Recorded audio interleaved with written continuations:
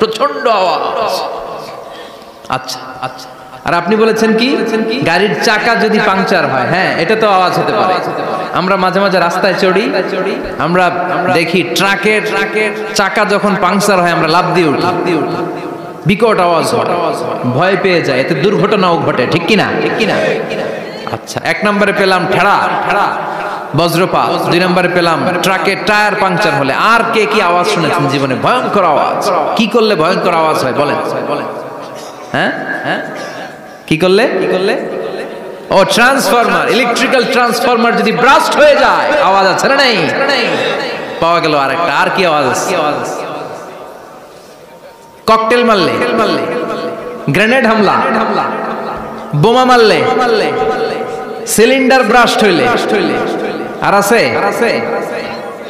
হ্যাঁ,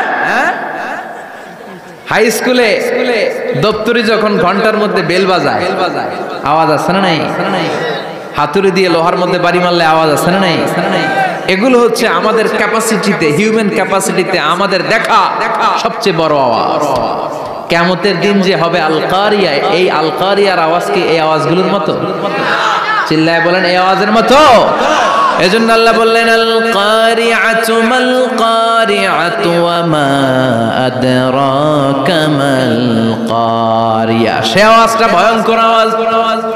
এটা বজ্রপাতের মতো না, এটা ট্রাকের টায়ার পাংচার হলে যে আওয়াজ হয় ওই আওয়াজের মতো না, গ্যাসের সিলিন্ডার ব্রাস্ট হয়ে গেলে যে আওয়াজ হয় ওই আওয়াজের মতো না, প্রাইমারি স্কুলে দপ্তরে যখন ছুটির ঘন্টা বাজায় ওই আওয়াজের মতো না। ওই আওয়াজটা এমন আওয়াজ, ওই আওয়াজ পৃথিবীর কেউ শোনে নাই। সেটার নাম হচ্ছে আল কারিয়া। মাল ওমা আদরাকা মাল, বিকট আওয়াজ, বিকট ভয়ঙ্কর ট্রাম্পিট।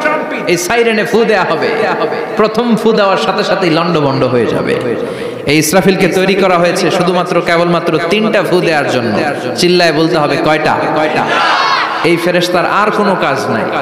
তার আর কোনো কাজ আছে?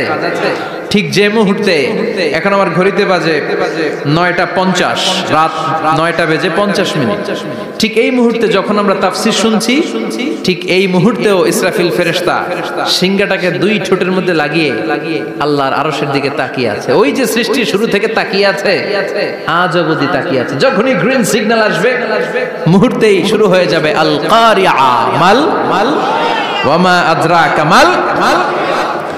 আল্লাহ বললেন সে আওয়াজটা হবে বড্ড ভয়ঙ্কর। প্রথম ফুৎকার যখন দেয়া হবে এটারে বলে নাফখাতুল ফাজা। দুনিয়ার সব মানুষ